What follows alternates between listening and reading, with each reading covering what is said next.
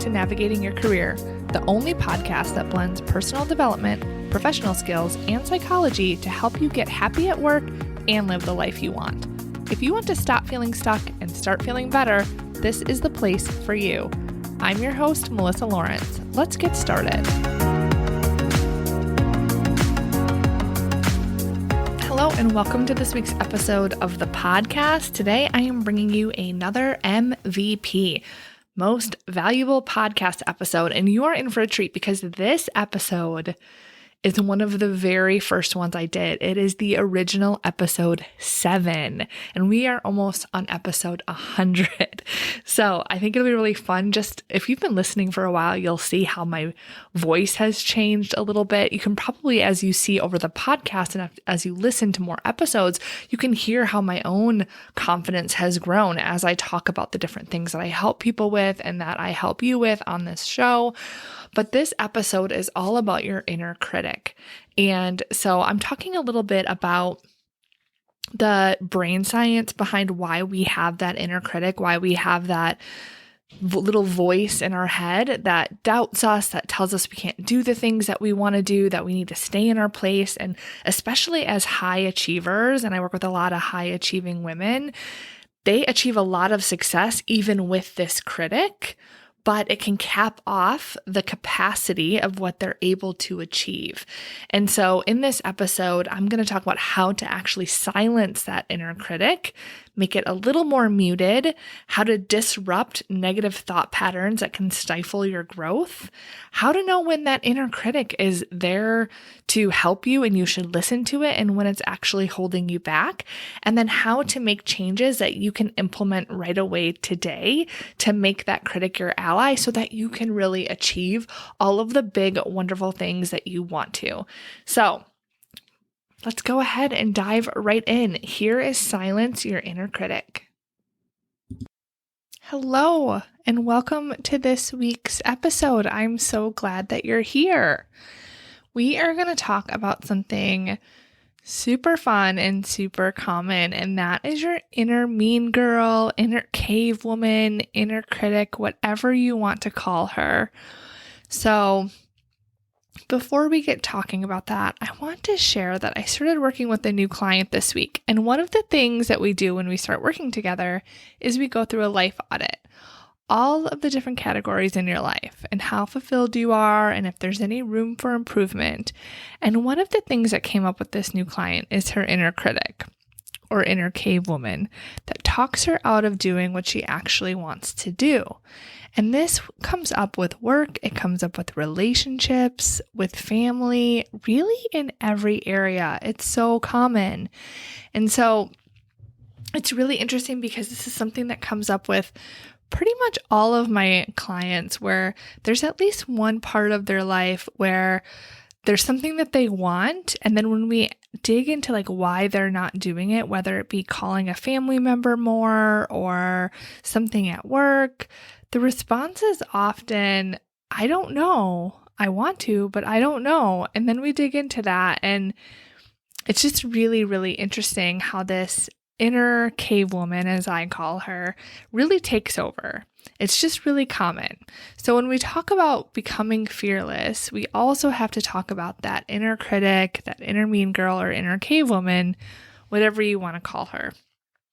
So we have our reptile brain, and that drives our inner critic, the part of us that tells us that we can't do things and that we shouldn't do them, or that things like, if you're talking about working with other people, it could be, oh, well, they could do this too. I don't always have to be the person to do that, even when it's something that you want. So that part of you that just stops you from actually doing the things that you want to do for yourself, that is all part of your inner critic. And then we have our prefrontal cortex, which is our logical part of our brain. This is responsible for our dreams that tell us that we can do anything, that we can have those relationships, that we want more, that we want to get that promotion, that there's just more out there for us. So, like I said, I refer to these as our cave woman brain and our evolved woman brain. So our cave woman brain is there to protect us from saber-toothed tigers, y'all. Obviously not a real threat these days, but that's what it's there for, right? From the time that humans came into existence, when we were living in caves, we had to protect ourselves. And so that part of our brain is really there to make things easier for us, to help us run efficiently, to protect us from danger, and to help us seek pleasurable experiences. So it's really there for back in those days when the saber-toothed tiger would come out, that it would tell you to run or hide or to protect yourself, right? And then we have that evolved woman brain, which is that prefrontal cortex that lives in the world of possibility and dreams and is pushing you to do all of those big, lofty goals that you want to have. So why do strong women like you, like my new client, that have success and do amazing things still have this inner critic, right? And how can you get her to be quiet? Because you're successful, right? You have some success in your life. So you have gotten this far with her there with you. But why is she still there, even with all the success you have? So first of all, it served you, right? You've had success with her. You've gotten where you are with her, the money you've earned, the things you have, the success you've built. Your inner cave woman was along for the ride, right? So you did it despite her or in spite of her. You've also needed her to protect you. So your brain wants to protect you. Your brain doesn't want you to do things that are uncomfortable. And your inner cave woman does serve a purpose. She protects you. She keeps you from doing things that are dangerous or potentially harmful. So how your cave woman shows up is a cycle of feeling like crap due to some circumstance around you. This could be a bad day. It could be that you didn't get a promotion, that you were overlooked in a meeting, your partner ticked you off, you feel that you're failing at virtual learning, you don't like how you look in the mirror. So she comes out and she tries to get you to avoid all the pain and avoid feeling bad. So this is where the numbing comes in, where you distract yourself with social media, with food, with drinking, shopping, TV, whatever your chosen go-to is. And then, of course, you feel a little bit better. Then the cycle repeats itself.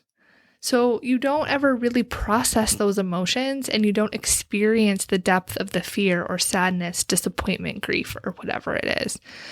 Your inner cave woman won. She distracted you from the pain. But if we don't manage our inner cave woman, we turn to distractions, and those distractions can take us farther from our goals. We self-sabotage, and we become stagnant in our growth. We don't show ourselves or the world our authentic selves, our true selves. We feel stressed and negative. We people please and we make decisions based on what everyone else wants from us. But we need to embrace her, our inner cave woman. We need to acknowledge her, feel the feeling, process the feeling, and embrace it. Friends, your inner critic or inner cave woman is never going away. You can learn to manage her, but she isn't going to suddenly disappear. And so if you don't manage her, then that cycle is going to repeat itself where something bad happens, some circumstance around you, and you, instead of embracing it, you distract yourself so that you can feel better. And then you just kind of repeat that cycle. And then that is going to create those voids when it comes to your development. It's going to essentially get you to a place where you're successful, but you're only going to reach a certain level of success. You're not actually going to live up to your potential because you're holding yourself back, because you're letting that inner cave woman rule you. So we really need to learn how to manage her. Now, you probably have someone in your life who loves you very much, but is kind of a jerk, right? Maybe doesn't always offer the best advice, maybe oversteps, criticizes your clothing choices, the way you parent, the way you look. You get the idea. A lot of people experience this with in-laws, right? It could be your own parents. It could be a friend that you have. So when you approach this person from love and you listen to what she has to say, but you have a choice if you want to take her words as fact, if you want to let them stop you, or if you want to just listen and move on with what you're doing and kind of sashay in your fabulous outfit that was just criticized, right? So if you think about, a big one I hear is in-laws or parents and their involvement with your children, if you're a mom, for example, and having an opinion about how you do everything, right? Or maybe an opinion in how you're dressing or how you're dressing your children or whatever that is, right? So you want to approach that person with love, and you want to listen and acknowledge them because they are someone that you love in your life, but you don't have to listen to what they say. So if they say, I really don't, let's say you have a grandparent in your life that thinks you should spank your children and you don't think you should spank your children. So you could listen to your parent and their opinion about your discipline of your own children, and you can validate them and their opinion, and then you can still choose to not spank your children, right? You don't have to go do what they say just because they are criticizing you. And so your inner cave woman is the same way. Now, it sounds a little kooky because this is all going on in your brain, right? It's like you have this inner cave woman and this evolved woman, and you need to acknowledge the thoughts or feelings. Take some deep breaths, which deep breathing, side note, is something we can all do more. Just taking a few moments to take some deep breaths without distraction, without getting just sidetracked with what's really frustrating you, so that you can really get in touch with how you feel, makes a world of difference. You can acknowledge the thoughts and say, I see you, I hear you, and I don't have to listen to you. So when those inner cave woman thoughts come in that tell you that you can't get that promotion, that you look like crap, that you're too old for that outfit, that you're failing as a mother, whatever those thoughts are that you might have, you can acknowledge them the same way you would that in-law or other person that's criticizing your parenting skills or whatever it is. You can acknowledge yourself and say, I see you and I hear you. You can acknowledge that your brain is just trying to protect you, but then you go on anyway. And just accept that you don't resist those thoughts that you're having, and just know that you get to choose if you want to listen to them, right? So just because you have those thoughts doesn't mean they're true and doesn't mean you have to listen. And that is such an interesting concept. I understand, because we all live in our own brains and we grow up believing our beliefs and thinking only the way that we think, and we think everything we think is true, right? It's coming from a logical, sound place based on your experiences and your education and all of those things. But I feel like so many people, myself included, go so many years of our life thinking that we have to believe our thoughts and that all thoughts are created equal. And that's just simply not true, because you have a part of your brain whose core function is to help you survive and to make things easy for you, that has your fight or flight response. And you're going to have thoughts that are not going to be in service of those big goals that you have.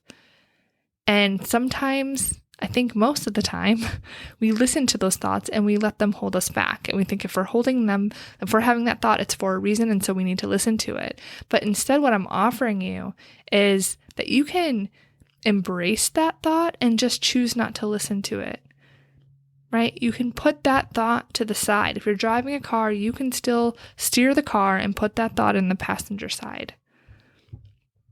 You can choose to acknowledge that thought, take some deep breaths, and go on with your day instead of, holy crap, what is going on? This day was shit, excuse my language. I need a glass of wine and a candy bar, stat, right? This will change the cycle for you. So instead of feeling crappy, distracting yourself, feeling a little better, repeat and have the same result of staggering your growth, self-sabotage, frustration, and not actually achieving what you have the potential to achieve for yourself. You can instead feel crappy, acknowledge and embrace it, feel all the feels, keep moving forward, and have the result of achieving even higher goals and feeling more fulfilled. So next time something happens that ticks you off or something doesn't go your way, just try it. Try embracing your inner cave woman, taking deep breaths, acknowledging the feeling and thoughts, and make a decision to let them stay while you keep going. Walk away from the distraction that is calling your name. Tell your inner cave woman, girl, I appreciate you having my back, but I got this. If you want to dig deeper on this topic, I suggest the book Taming Your Gremlin by Rick Carson. There are many exercises you can dig into that will help you gain freedom from self-defeating behaviors and beliefs and kind of help you tame that inner cave woman that you have, or as he calls it, the author, he calls it a gremlin, from negatively affecting your life. And if you want to really get a good look inside of your brain, I really invite you to reach out to me for a free call where we will spend a whole hour talking about your goals, talking about where this critic is showing up for you, and decide if coaching is a good fit to help you overcome that so you can actually achieve all of the things that are within your capacity and potential to do. So to do that, you can just go to my website. It is www.melissamlawrence.com, and you can book directly from there. I'll also put a link in the show notes. All right, that is all for this episode. Now go get it and have an awesome rest of your week. Bye.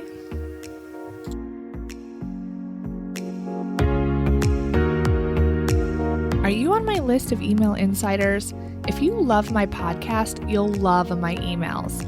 Every week, I send practical resources and insights that will help you achieve your goals straight to your inbox. Joining is completely free.